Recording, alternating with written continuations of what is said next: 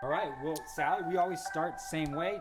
Who are you? Who are you? Well, thank you for having me. My name is Sally Hudson, and I serve Charlottesville City and Albemarle County in the Virginia House of Delegates. And I am on the ballot tomorrow, so if anybody's tuning in, I would sure love to earn your vote. Really? I didn't think she was up. Like, I didn't think it was working that way. Yeah, every seat Okay. in the House, governor, lieutenant governor, attorney general, all these big, important state elections. It's the state. It's the state. And it happens in this midterm. And Virginia, it's like one of those peculiarities that must be intentional about Virginia, which you probably know better than we do. Yeah. But tell us about yourself as a person a little bit, too. Just how did you get here, in this place and doing this work? Yeah, it's a great question. I mean, I think like a lot of people in the last 2 and really 4 years, I'm somebody who was pulled into politics in a very strange time. I think since 2016 and in Virginia, really since 2017, we've seen a completely different wave of people step up and run for office. The number of women, the number of people of color, the extraordinary professional diversity range of life experiences of people running for office who could finally see themselves and say, hey, maybe public service, it has room for people like me, has really changed, and I think all to the good in Virginia. Because, Virginia has always been a good old boys club, and it's becoming less and less of that every day. So I'm one of those people. I am a teacher by trade. I teach at the University of Virginia. I'm an economist, so I spend most of my days teaching students statistics and how do you think about grappling with the quantitative world, and do that through a public service lens. I thought that was going to be my life's work for quite some time, pre 2017.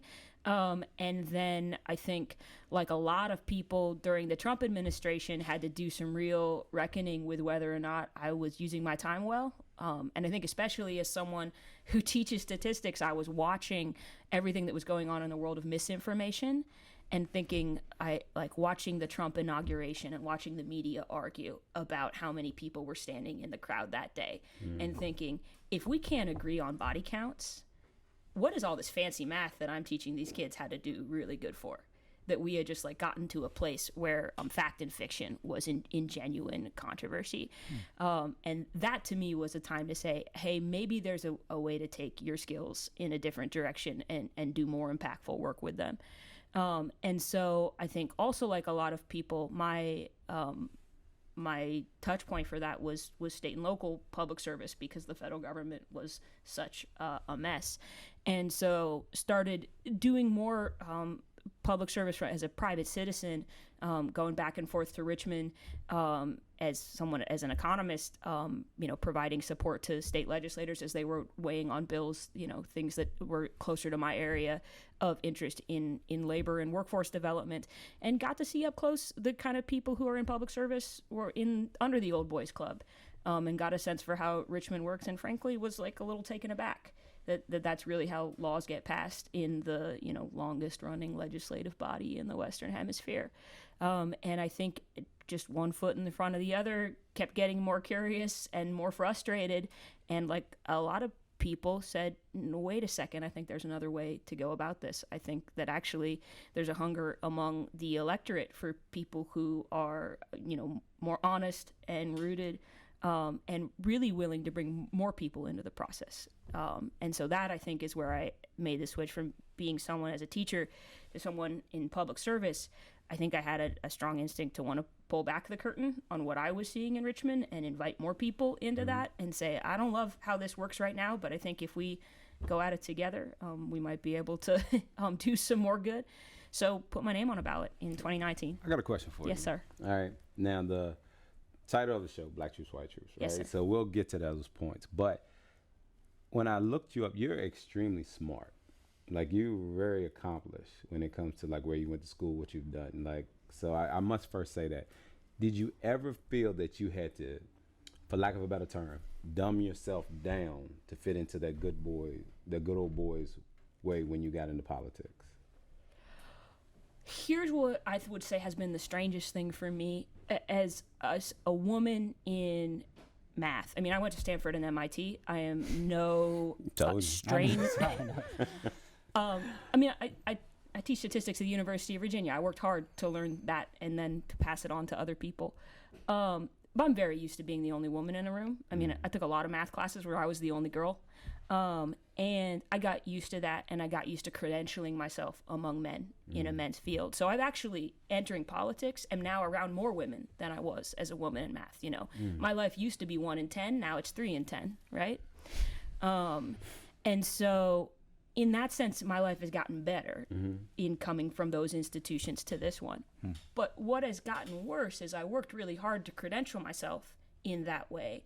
And now it's been like chutes and ladders, because I've gone into politics, and suddenly, like, the fact that I'm the only economist in the General Assembly and, like, have a PhD from one of the most selective graduate programs in the world in my field, like, that makes me less trustworthy to them. Right. Like, I'll be like, hey, could I work on the finance and appropriations committees? Like, I actually have some training in public finance. And they're like, nah, you'll cause trouble. Like, we don't, you need to stay away from that. So that's been, I think, the challenge for me, is in some ways, in their eyes, I've gone like back to the bottom of the pile, and I'm having to work my way back up. It's all power, isn't it? She sounds like a black person talking about how they go into the corporate world. Or a woman. Do you? Or Well, a no, woman. that's what I'm saying. My mom had to change her name. To Well, be a this reporter. is what I'm saying. Like, all right, so when they had like and some of the questions I'm asking you aren't exactly my thoughts, but things of other people. So Giles and I were charged with the duty of speaking for people that aren't here. I remember when they had like the Me Too movement, right? And they were trying to organize the white women's vote and the black women's vote, and a lot of the black women didn't feel that they were supposed to stand there, but they weren't supposed to talk. So I have a question for you later on, but like when I hear you say certain things, inside I've heard very accomplished African American people say the exact same thing. My question to you is, do white women in your field feel any connection to African Americans when you start talking about the struggle? And if you do, once you get to a certain point, do you feel the need to break away because you've gotten to the point of which you wanted to be at? I mean, I think it is absolutely true that, like, women and white women will always have to wonder, to what extent is the kind of struggles and barriers we faced similar to the experience of black people, and how is it different? And like, where is there commonality there, and where can we not claim overlap, and that we shouldn't try to act like they're comparable. And I will say that for women, and I know this is true for black women that have shared it with me, and I wonder to what extent you think it's true for black men as well. The most important thing that we have to do is not appear aggressive or threatening. I'm a woman who's good at finance and computer science. That is terrifying to men. Right? Like, that is y'all's purview, right? Right? And so I am constantly trying not to seem aggressive, threatening, abrasive, any of those things, just for functioning as a woman who learned the things that I learned. That's what I meant by dumb down. Yeah, exactly. I appreciate you short-circuiting the part where we have to do that. Yeah. And, I know in different ways, white women, black women, and black men are all in situations where they have to try not to appear aggressive, threatening, abrasive. And maybe that's the common thread. Like, how do you not scare white men? That's why one of the places this show started, where I think Razor ended.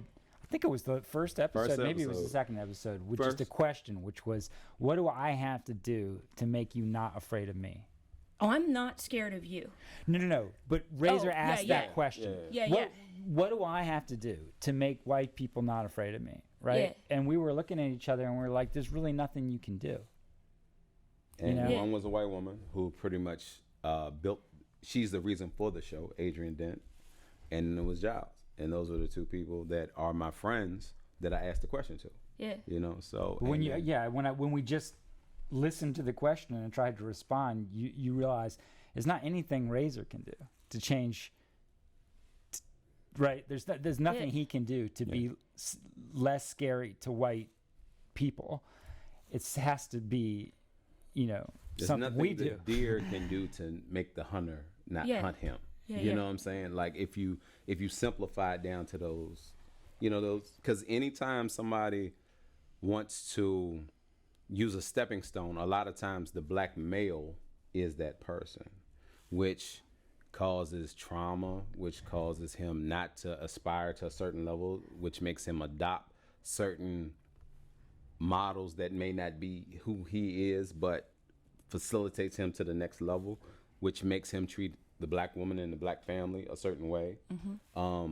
It's just, there's really the thread that you're talking about between the comparison between white women, and black men only is, okay, how do we not be a target? At that point, the black male gets cascaded over into a traumatic situation every time he takes a breath in America. You know, because while these two are my friends, they have friends that might can't stand me and never met me. You know, just for what I represent to what they may know as a black male to be. You know, so it's really no comparison, you know, and I understand that every time Giles and I go into a room somewhere, I'm his man, but he has to justify why I'm there. Razor is boom, boom, boom, boom, boom. Then it's like, oh, okay, come on. But you just separated me from the rest of the black men, like I'm better or I'm different, which makes other black men not like me, you know what I'm saying, because of the room. So I don't know that white women go through that or black women go through that to the extent that black males do. But we don't say it because then it also makes you a target. Like a lot of black men don't have as big of balls as they think they do when it comes to talking about situations like this that can make them a target. You know, so, yeah. Yep. Well, we also like to talk about like just pathologies in the white world that create these dynamics and perpetuate them, you know, and I think that's one of the things just in hearing you, like, you talk a little bit about, you know, where you're from, but also how, you know, as a kind of straight shooting Midwesterner who clearly it wasn't like you're walking out of the, you know, like the square dance. I mean, you're at Stanford and MIT, like you said, in the male math world, but just your cultural lens on politics as a Midwesterner, what was it like when you came to Virginia? Midwest? I was born in Iowa. I mostly grew up in Nebraska, but we moved around a fair bit. Okay. Nebraska sometimes calls itself the Midwest. Other people sometimes call it the Plains. Depends on what part of Nebraska you live in, but it's definitely the same. I can same see it with Germanic. 2 6-shooters back in the day with a cowboy hat. What you know part what of I'm saying, with Nebraska? their own. Lincoln. Okay, yeah. Okay. But so tell me, what was it like when you came to Virginia from that political culture, and how did it trigger some of these things you're talking about? Because you said this was like the oldest sort of white boys club in politics that you walked into. So just by way of background, I moved around a fair bit growing up. My father's a minister. We were moving every few years, so I went to 4 different schools in 4 years, and sort of had to learn to make new friends in that kind of environment. Lived on both coasts and in the Midwest. My family is very Midwestern by roots. For me, I think, as someone who moved to Virginia in a place that was so very obviously proud of itself, and proud of itself for its like democratic institutions and that history, and I sort of walked in and I was like, say what now? Because it was so, for me, so very clearly a place of like hierarchy and aristocracy. I mean, as someone who grew up on my mom's side in a farming family, you know, I would meet people around here who would say, oh, well, go to our family farm. And I'm like, in my world, that's a place that smells and has livestock and like it's a place where people work. And then I would go to their farm and I would be like, oh, you mean estate? Like you mean like wedding venue? You really mean plantation? Like that's what farm means here. And just that culture shock and feeling this like very stratified, very aristocratic environment. And so in some ways, like I kind of got pulled into politics in that tension of just like feeling like everybody was talking about how proud Virginia was of being the cradle of democracy. And for me, feeling like this feels like the cradle of aristocracy. Like this feels like a really rarefied place. And that was the contrast in my mind. How many black people you grew up with? Very few. I mean, in Nebraska, very, very few. I think there was one black kid in my high school grade. I graduated with one. Yeah. Did you find yourself There's with black a people in level? Omaha, North Omaha. Yeah. Yeah, Well, there you gotta remember, my definitely are in family's North out there, too. Omaha. Yeah. So did you find yourself having a level of empathy for that one person, or they just kind of weren't there? His dad owned a Buick dealership, so he was actually pretty affluent. Okay. Here's the dirty little not so secret about a lot of Midwestern towns is they're some of the most segregated places in the country. It's like the train track in a whole different city. Okay. I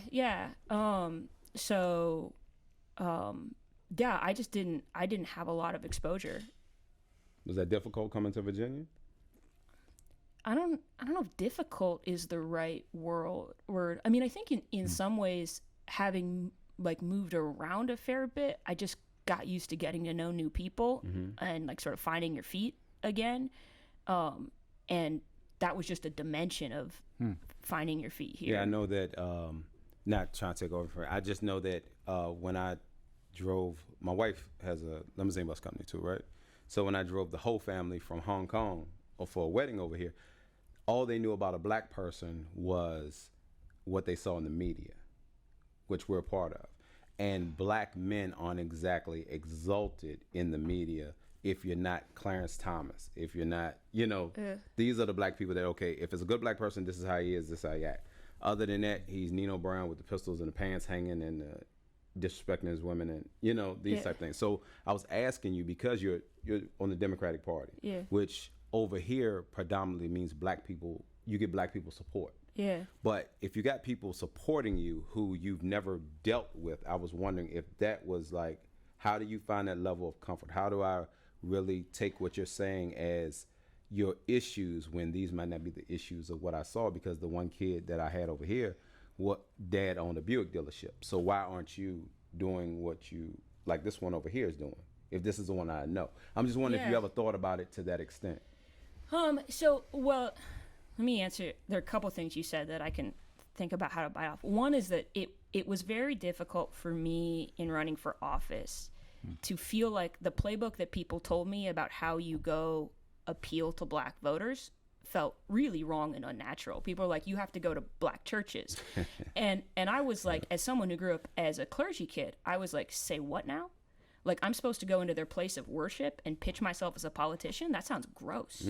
I actually didn't go. I avoided that, and I had to talk to some of the black clergy in town after the fact because they thought I wasn't checking the box. And I was like, sir, I wasn't not checking the box because I didn't know you were important, because I couldn't get myself there. Like, that didn't feel right to me. To like, it was out of respect that I was not trying to use your place of worship as a political prop, and started having those conversations. So that was one thing that was hard for me. But what I will say, and maybe this is sort of goes back to Giles' question about like the difference between being Southern and Western, if there was something that I think I take with me into this work is like, I feel very deeply the difference between growing up in a Scandinavian place versus growing up in a like Anglican, like British place, which is like, Scandinavians are really flat about everything. They're very into not distinguishing between people to a fault. Like, but like very like, come as you are, nobody special. In some ways, your job is actually like to not stick out. And so I think in some ways that's the perspective that maybe I imported with me, is like just a little bit of a like, y'all's all folks kind of, and that I it's like I didn't have a strong cultural sense that you were supposed to distinguish between the guy who owned the Buick dealership and the guy who didn't to begin with, because I grew up in a very flat place, like a physically flat but also culturally flat place. Does that answer your question at all? Yeah, it does. Like the fact that you even Rizzo's just trying to tell you he's a black male Republican.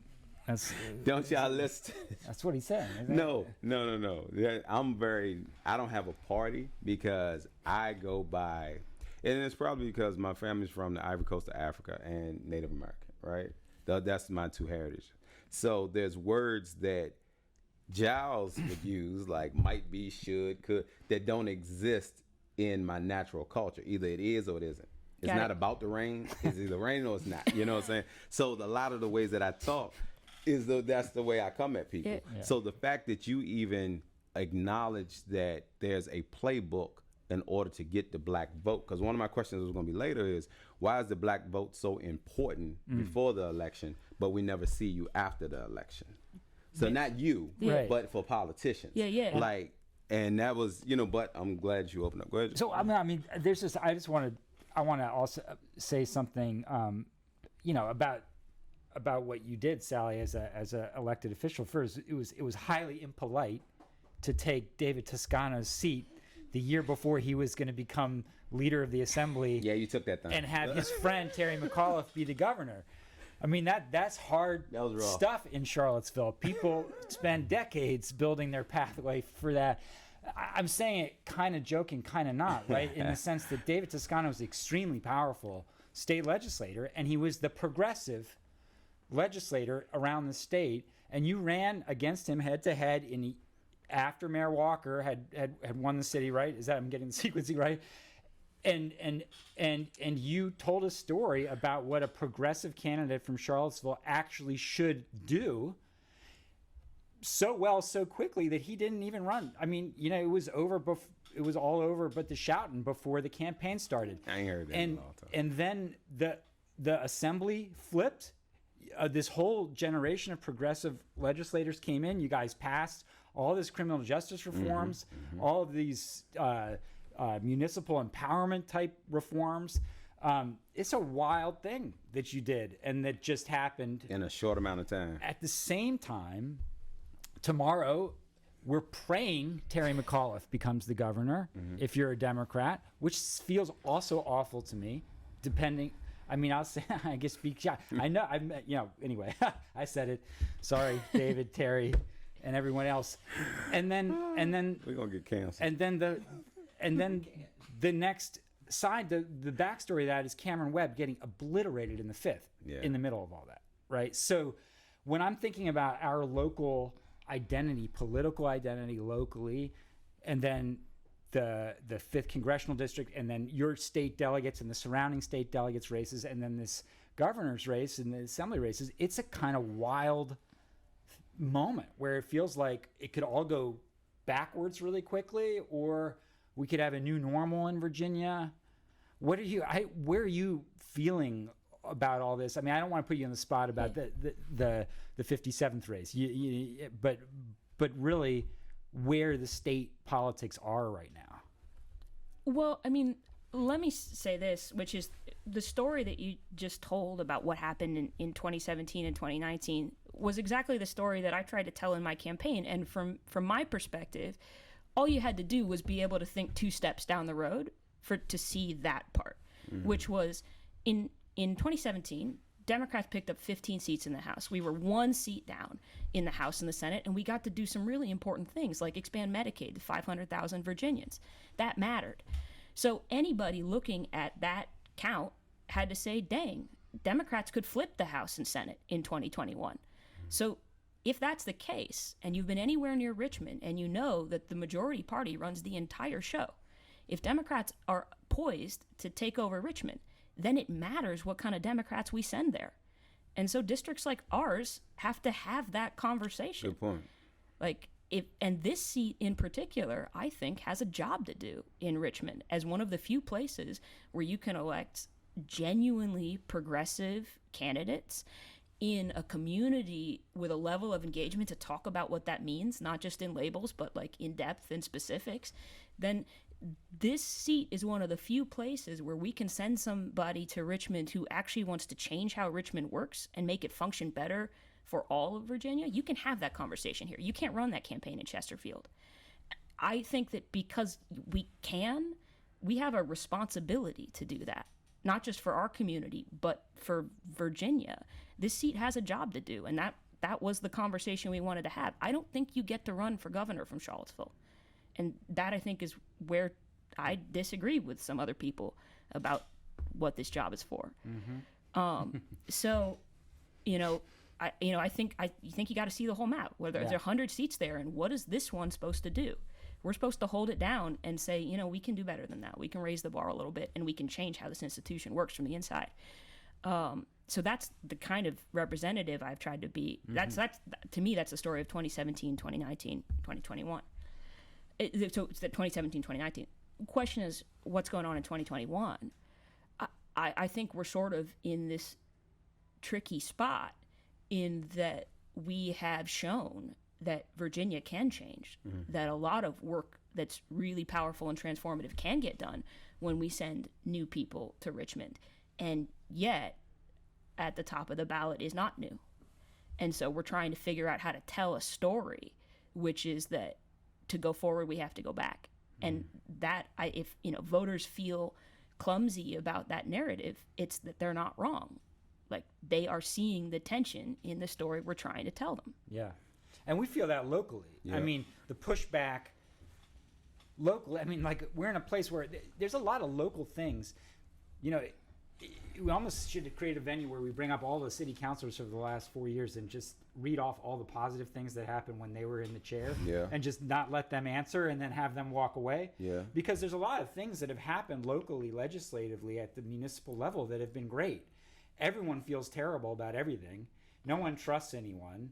And there's no feeling that there's a clear direction forward for our city, for the staff, for the budget, for, but lots of good things are happening in certain ways. And I wonder if, you can help us reframe the tension, because you seem to have a really clear view of where you've been and where things are going on the state level, but what you see in the city you represent, because, your job is, like you just said, is to, in a way, rep the city, but the city's identity right now is so unclear.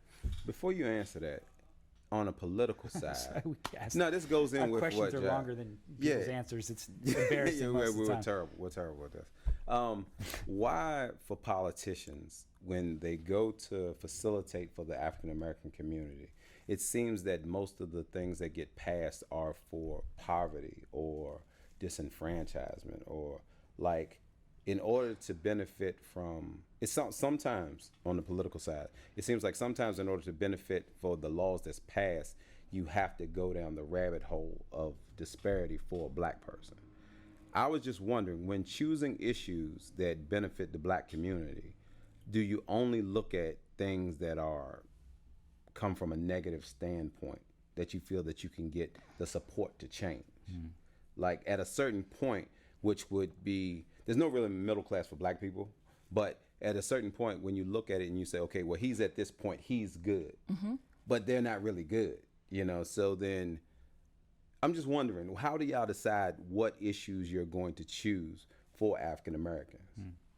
So let me start by saying, it's a great question, and that I think part of the reason why the priorities in the narrative start there is because there's so very far to go on some basic rights and protections when it comes to, voter suppression and disenfranchisement and, the criminal justice system and all of that. Number two is, I think that when it comes to the General Assembly, the cues about priorities for black residents come primarily from the Black Caucus, which is, you've got 20% black legislators there who are setting priorities for their own community at the state level. When I think about how do I do it as a white representative of this district, I think about it the same way I think about most of the policy projects that I take on, which is I'm Midwestern, so I think about most things in football metaphors, but I think that the legislator on our team is the tailback, that there are like linemen who are frontline trenches, who are actually like doing the day-to-day work, the game of inches kind of stuff. There are organizers, there are communicators, there are mass movements that create space for a whole, for change to happen. And the tailback is the one who lines up and takes the ball and tries to hit that space and move the conversation or the policy frontier down the field in that space that has been created by the linemen. You take some hits, you get knocked down, and then you get up and do it again. And so for me as a legislator, I am just grabbing the football that has been handed to me by our constituents, who are really the quarterback. And they're the ones figuring out, what project do you want me to take on? So when I'm figuring out what projects do I want to take on behalf of black residents of our community, I think of them as the quarterback of saying, here's the ball I need you to carry. And so that comes from people like Harold Foley, who we were talking about before we got started today, who's an organizer at the Legal Aid Justice Center. And when I talk to him, top priorities are expungement and, all of the other consequences of of our criminal legal system, which hurts people after they get out in their employment and housing and all of that. Like, those are the projects that I've prioritized because they've come from Black residents. So, but for me, that idea of like, I need to take that ball and run with it, that's the same way I think about the projects I pick up from the environmental community and from the like housing advocates and from our school systems. So that piece, that's not any different than how I think about how I approach most of the projects that bubble up from this innovative community. Yeah, one thing I would, because you say you're a preacher's kid, right? And, you know, like there's a part in the Bible that tells you, don't worry about tomorrow. Tomorrow will take care of itself. We got enough stuff to worry about today. A lot of times when I look at past work from people in the political realm is that they always talk about tomorrow, but the people who have been through the rough situations lose today. So there's always something for my kids put in place, but there's never anything put in place for the people who have been through bad situations. So Harold is 100% right about the expungement, because you can only be expunged from something, the trouble that you got from in the past. So Harold is facilitating what is going on today to make my life and his life better, not for my kids so much, because that's what everybody else has been doing. As long as I can keep you focused on tomorrow, you never worry about where you're at today. Not realizing that just because the Black community doesn't speak up and tell you that that's a problem, because we don't really feel like we have, Harold really doesn't have the support that he needs out front from the community. You got people saying, yep, that's my man, this, that, and other. I don't like Razor, he's, you know, he's a clown, you know, all these kind of things, right? Because of the way I speak. But in actuality, Harold is 100% right. Fix my life today, not tell me everything that we're going to do down in the future. For your kids. Because when the next election comes along, that person might not want to honor that and then change something else. So then we just get caught like the dog chasing the tail. Yeah, it was also white voters they're never asking for stuff for their kids. They're asking for stuff for themselves, right? I mean, it's like, don't do this in my neighborhood now. Right. Like that. And then the legislators listen. Or, you know, I think that's a good point. Just in talking about, you know, coming back a little bit to the show and where the progressive part of the Democratic Party is with respect to race and state politics, you probably have a better view of that than we do. I don't, it just, I don't know how to ask the question, but I mean, I guess where is Virginia with in the politics of race and constituencies? I mean, I always think of Virginia as, you know, politically as, you know, Nova, Hampton Roads, or Tidewater, Richmond, and then the West. You know, and some people think Roanoke is the West. Some people think Charlottesville's the West. Some people think Danville's the West. But you know that the still you're dealing with these three places, right, where the power politics are played: Nova, Richmond, and Tidewater. And Virginia race politics happens in the Tidewater, and it happens in the middle class suburbs of D.C. And then it gets sorted out in Richmond. And that Richmond has historically had a very conservative disposition towards race politics, as has Charlottesville. Like that, we are very much similar sister cities in that respect.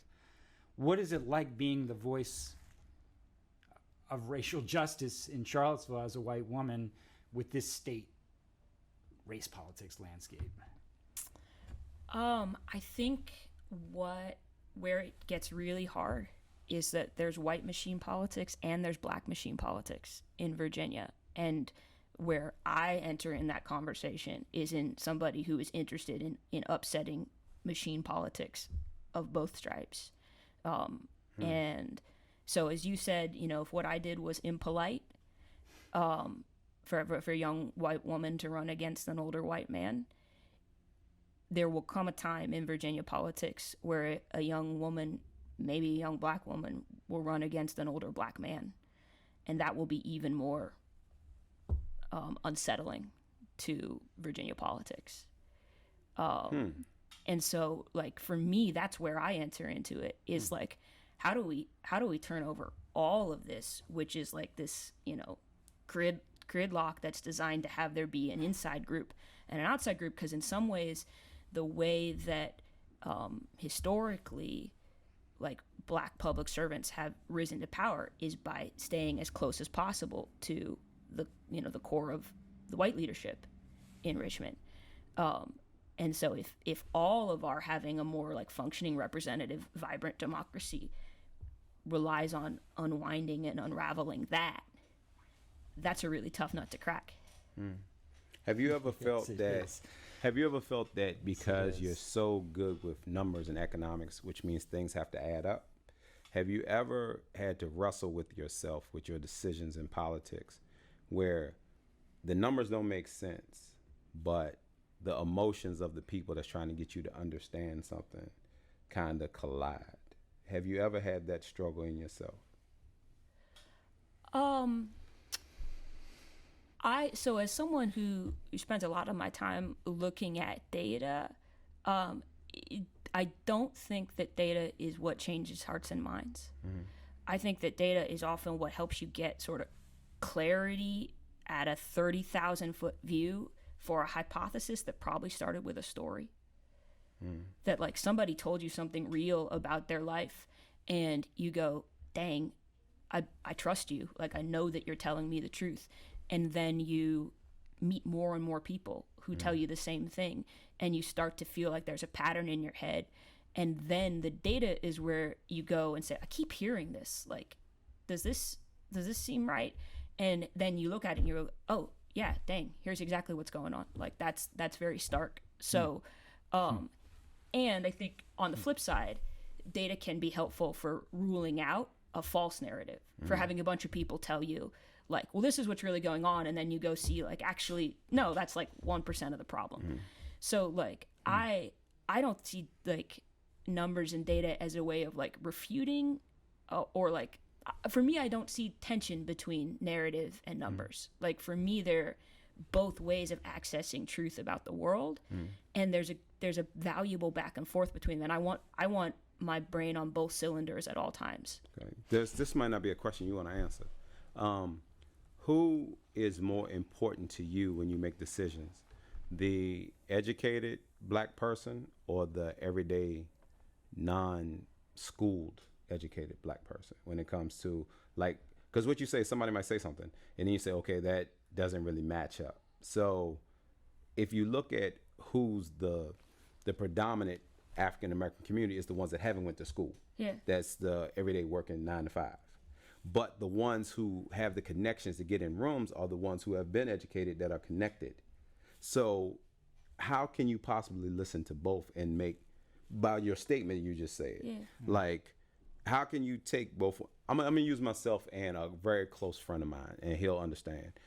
If you take my friend Wes Bellamy or Quentin Harrell, either one of those two, educated, went on, did certain things. We sit in the same rooms a lot of times, and my ability to explain myself without having the structuredized education. So I think a lot for myself. And I come to you and say something. Which one do you put more validity in? I don't think that either of them are more valid.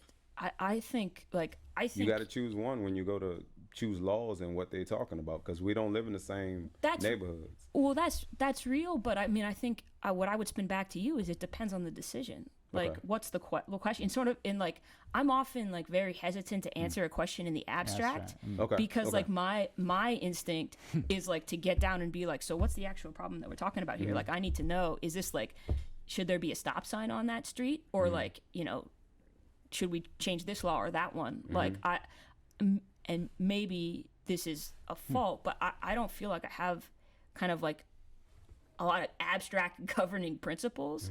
I more just like want to get to the meat of what the challenge is, what the specific challenge is that it's in front of you. So it's sort of hard to answer the question. You might be the most practical academic in America. Absolutely. But the problem is that is black life. Like, that is like when Giles first met me and Charles, and Giles was like, get to the point. Say what we got to say. Remember when you was teaching us how to do podcasts, right? And we were trying to explain to you that, no, the story, like you said before, is the black experience, because we know where we're at. We can't tell you how we got here. So Giles worked extremely hard with me for me to be able to do a podcast and to say what I mean. Now, in that process, he's become more like me, to where he takes a long time to describe his question when he used to just be boom. That doesn't work for Black America. Like, because our emotion and our explanation is who we are. And a lot of times white America does not understand that. It's a lot gibberish, and it's like, wait a minute, it's too much. Just get to the point. I am getting to the point. Yeah. You know what I'm saying? This is my life. So how difficult, because I love the way that you talk. I love what you say you've done. And I see a lot of the way that we think very similar. But because you're so good at data, and some of this isn't data because it hasn't been recorded. There's nothing that I have on paper to justify what I'm telling you, the changes I need. Well, Nobody has taken the time. Throw out No, an not issue. me, because I'm actually at a point where I've been every negative thing that white America says a black man is, and still in the rooms that I'm in. Like, I'm rare. I'm not the normal. I have a lot of people who have my beginning that don't have my ending, so to speak. So I'm not a good representation of saying, look, I've been incarcerated. Okay, I have a hard time getting a job. No, I go ahead and start 9 businesses. You know what I'm saying? I'm different. So in respect to that, there's times where I'll let other people speak where they want me to speak, but I have to be cognizant that I'm not you. I'm different. You know what I'm saying? So my question is, for the politicians that's not you, so black people know how to interact, whether it's Democrat, Republican, or independent, how do I go to you to tell you my concerns when nobody has ever taken the time to take the data so you can look at the numbers to say, yeah, it do matter. 17 kids was hit out of every 45 at this stop sign, so we need to put a stop sign. There's no data in the black community on Hardy Drive or anywhere else where they've really logged them in. The ambulance comes in, picks them up, take them on, somebody writes up. They should have been looking where they was going. Kids shouldn't have been riding in the street. You know what I'm saying? Like, they don't say, okay, the playground, the playgrounds have been shut down, or there's no fathers there because of mass incarceration. Like, there's so much to the story. So that's why black people can never just give you the question. Because the story is the question. So, let me start here, which is, I think that all God's showing out a place in the choir, and you need both those voices in the room, or you're not going to get a full picture. I think that people who have lived through anything are often the best at telling you what the problem is. I do think that the kind of big picture perspective that comes with looking at something top down at the structural stuff is valuable for understanding solutions, and often what solutions don't work. Like, imagine you're talking to the person who has to sit in traffic all day because like the Pantops or whatever is widely backed up, and they're like, God, if we could just add another lane to this road, then the traffic would get better. And the engineer who's done that, the civil engineer who's done that lane expansion in 20 cities by now, says actually the problem won't go away. That like induced demand traffic is a thing. If you just keep adding more lanes, you just get more traffic. You don't actually solve that problem. You need both of them. And the person who's sitting in traffic that day might say, just add another lane and that'll solve my problem. And like, both of them are necessary, but the knee jerk, can you solve my problem in the moment, might miss some things that you do need the big picture's perspective. So I want to hear both. That sounds like the defund the police argument. Extract them out of the black community part. What do you mean? Like, when they say, okay, take the police out of the neighborhood. Like, we'll govern ourselves. Like, and I know I shouldn't be saying this, but then you run the risk of crime really putting you in jeopardy. So while you might have been getting your ass whipped by the police, now you might be losing your life or getting your, you might have worse situations of people that aren't in your neighborhood knowing that there's no police there. So I can go do these particular things. So that's what you just described. Like, you ask for one thing, not realizing that it's not going to solve the problem, or it might increase the problem, so that's, for whatever reason, that popped into my mind. So here's an interesting thing for me, just thinking about, local politics, state politics, federal politics, and then social change. Like, the legislature passed this great bill that gives teeth to local police oversight bodies. And our local community took that bill and then flipped the car in like 4 months. And now we're upside down with the wheels spinning instead of moving towards police oversight. We don't have a chief. We have an executive director who doesn't have a city manager. We have a CRB that's fighting publicly in all kinds of different ways. the original organizers who pushed for the CRB are on the outside of the process. And it feels like nothing's changing in Charlottesville vis-a-vis its relationship with its police department. That is super depressing to me. I mean, and I'm media.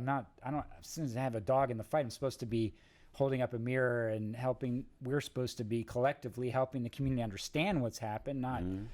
But as a citizen, it's kind of heartbreaking. And I wonder what it's like. You talked about the tailback. Well, what positions are we playing at a municipal level when that tailback breaks through to the second level? You know, how can we break one of these runs long to stay on the Nebraska Black Shirts radio network here? Oh, hey. Get to the second level and kick those cornerbacks out so we can get... You just earned a lot of cred with me for being able to drop a Black Shirts reference.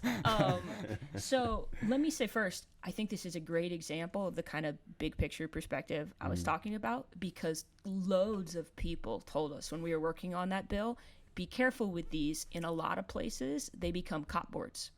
Like, places have tried this. Other communities have tried adopting civilian review boards, and they didn't work. And so that's why when we were debating the bill and designing it, the bill is a local option. It empowers localities to try this, but it doesn't mandate that every locality spin one up. And there were some people who were like, no, if you're really serious about this in Virginia, you will make it mandatory for every single community in Virginia to start one of these. And I think a lot of the most informed organizers who were connected to national communities around this, who had experiences from other places, said, no, don't do that. Like, that sounds like the more like aggressive, progressive, intentional thing, but it could backfire big time. So that's why we had to make the case that doing something local and give this a try was actually being more serious about the problem. Wow. So yeah, I hear you. It's almost like you can open yourself and say, maybe no matter what anyone did in any of those situations, this was still going to be the PBA pushing to ruin this thing from way back. And that's what happens when these bills get passed. You know, I mean, that's a crass and cynical view. I hope that's not where it lands, but it does make you feel like what you said is right. Once July 1st happens, a whole bunch of game plans start getting run by a lot of people before the locals who are really have their head and heart in the guts and day-to-day and interpersonal transactions of this stuff, which gets hot. Yeah. Had a chance. Where I would say is, you know, where we are as a city is that we've got a lot of layered and compounded challenges, some of which are systemic and like things that other communities have gone through, and some of which are about the sort of flashpoint echoes that we're dealing with from the last 4 years.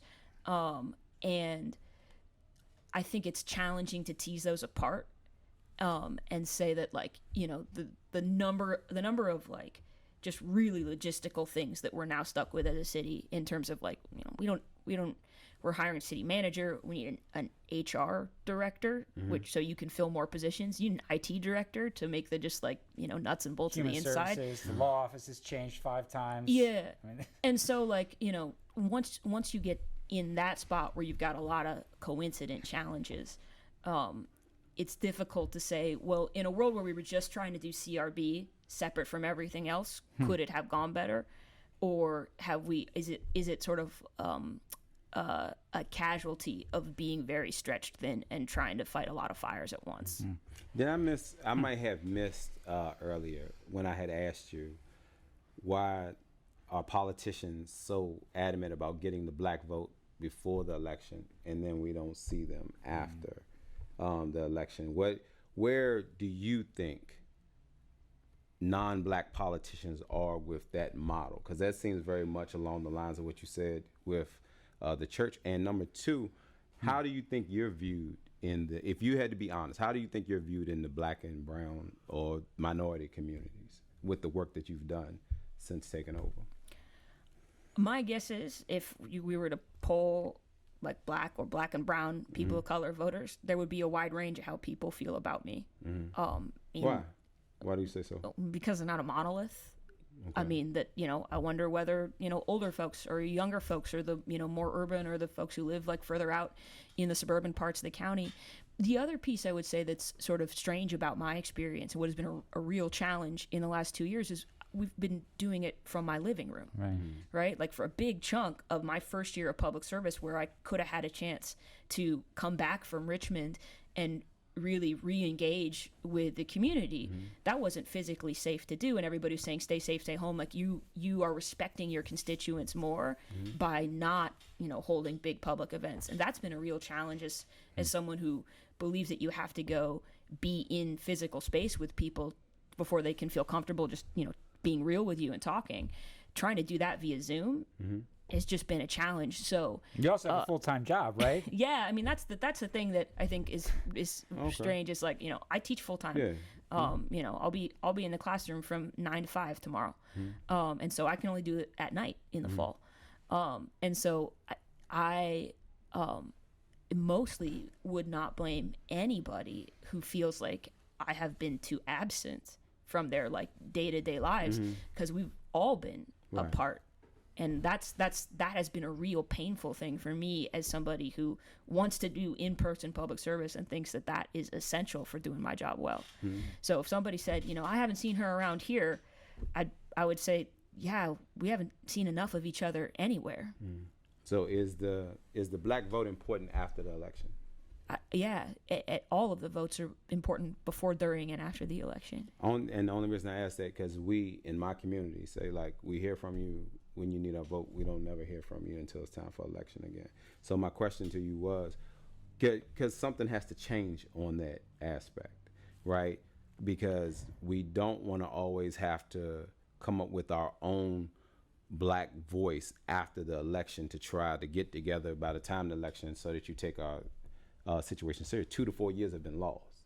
So that's why I was asking, why do you think we don't see the white politician after the vote? Like after the second, we won't hear from most people, you know what I'm saying, in our community. And I was wondering why you thought that was.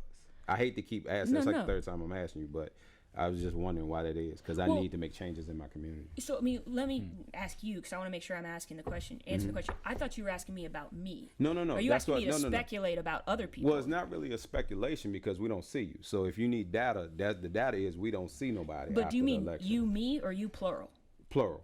Okay, so that's the question I'm asking. Are you asking me personally? When I said it before, I said it doesn't matter if it's a Democrat, Republican, or independent. Yeah. Like, if we have concerns, we still don't see those individuals in our neighborhood. Right. And I was wondering why you thought, like, because it's definitely a color, race, economic issue, whatever it is, but we don't hear from them. Like, we'll see them on the urban shows. They'll come to my wife and Charles Lewis's show, In My Humble Opinion, and campaign and talk and do all these things. And as soon as they get elected, nobody is invited to the after party. Nobody is invited to anything that goes along until they need. The only one that I saw that did that was Denver Riggleman. Denver Riggleman was the only person since I've been in Charlottesville, because I'm connected with that show a little bit, is that will come back and say what's going on along. He was the only one that did it. Yeah. So, I mean, I want to distinguish between the weirdness of the last 2 years and politics in general, but politics in general, I think it's that there are a lot of voting blocks that get taken for granted because they don't think you have another choice. I mean, like, Democrats in particular don't think you have a viable alternative. Okay. And so they're taking the vote for granted. We got some time right here. Marshall doing Marshall's job. We're at the end. Yeah, we're at the end. It's good. This went fast, so I appreciate you coming. Yeah. Is there anything that you want people to know? Because a lot of times people get caught up in the questions that Giles and I ask. Yeah. Right, and then at the end of it, like, not to make fun of him, like Jake was just spent at the end of it. He was just ready for the show to end. But for you and the way that you're asking them, is there anything that you want people to know about the questions that was asked of you? Yeah. Or the perception of what people have? Because, you can go on any show that you want and say, look, vote for me. I'm here to do the work, right? Yeah. But that doesn't mean that they know the person. So is there anything on this show where you want the person who you are, just Sally? Yeah. No titles, no teacher, no nothing. Is there anything that you want them to know about you, the way that you answer the questions, why you feel the way you feel, anything that we didn't cover? I think that the most important thing from my perspective, is that I would love to live in a world where I could give this job every hour of the day. And the hardest thing for me about this job is juggling it with the stuff that I have to do to pay my rent to live as well. And I think in that very time constrained environment, where I will go teach from 9 to 5 tomorrow and open up my inbox that night, is trying to figure out what to do with the scarce hours of the day, because there will be a note in my inbox, I know right now, from an elderly man who's in the UVA hospital and can't find a rehab home. And there will be somebody who has been evicted, and there will be somebody who's just trying to get their driver's license, and there will be somebody who have a big question about climate change. And the question is, how do you use the scarce hours that this system gives you? And for me, I am usually trying to use that to make a practical difference in somebody's life.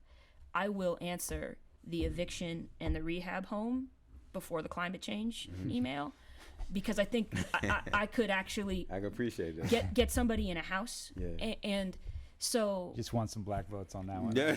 Yeah, but here's the thing, is that may mean that I am not out at the fall festival dog parade or the radio show.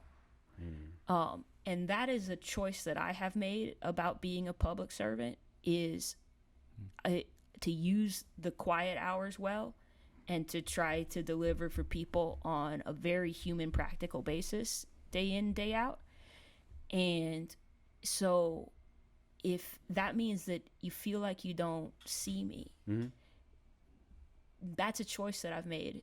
And if it's something that, first of all, you want something different from your delegate, like you would rather have the delegate who is out and about, with the show, with that, you can let me know that that's feedback that I could get. But that's probably not something about my approach to public service that I could change. Like, that's if you say that about me as a person. Yeah, I can respect that. Yep. And so that's probably, so like, there's a sort of a strange thing about we've had a good conversation here, and I like conversations of this side. Being a quiet person in politics is a little weird. Yeah. I always say, also, just for the record, don't sell yourself short over the last 2 years, because your office was the clearinghouse for how people dealt with the COVID response. And a lot of the organizing you guys did, and people around you did, people in the community did, created a pathway for millions and millions and millions of dollars to flow back into people's households when they needed it in this community. And that was something that I think everyone in this community recognized. Like, we got people checks locally before the government did, and then the government did, and then the government did again, and that really, really helped in Charlottesville. So I just want to say that for the record, that whatever you're doing, you run a very organized office that does take a lot of requests and processes them very quickly, which is not what was happening before. Well, that's kind of you. Thank you. Yeah. No. We fans. But we are at the end of the hour. I guess you got to give us your prediction on the governor's race with your statistical background. I wanted to ask, my question was, how do you get to be that good at math? You see how he set you up? He set you up terrible. Well, then I will tell you, I'm a big believer that you can bet about something or you can pray about it, but you can't do both in earnest at the same time. So I will not be betting on tomorrow. Hey, card play. Yes, sir. Poker play. I like that. I got you. I like that. I can never tell when Razor's betting or praying. Oh, so yeah. I like that. That was slick. She threw that thing right back at you. Okay, I got you. I can respect that. I can tell when I'm in deep water. Yeah. You're over your head. Leave alone. Thank you. Thank you so much. Thank you very much. Anytime, we're getting ready to end our season 1, hard to believe. Very cool. Package it, get it out to multiple sources. Our man Marshall, he controls that, him and Adrian Dent. We're hoping for season 2, that you will come back, and Giles will still have some hair, and he ain't all gray and bald headed by that time. But there's things that communication can help heal the community. So if we look upon leaving the door open for you to come, and hopefully you do come back and you explain things that the TV station can't say in 15 seconds about what you're doing. And you did a lot of that today. Like, you cleared up a lot of misconceptions that I would have thought that the way that you felt. Like, you saying how you use your quiet time explained a lot of the way that you do things to me. Like that one little statement right there. So if any politician is listening, just understanding that you can humanize yourself by communicating with your people. Yeah. And then a lot of times that will give you the grace for us to be able to give you the chance to see what you're doing instead of us making choices. Yeah. No, thank you. Vote tomorrow. Vote for somebody. Yeah, vote for somebody. Yeah. All right. Thank you, everybody. See you next time.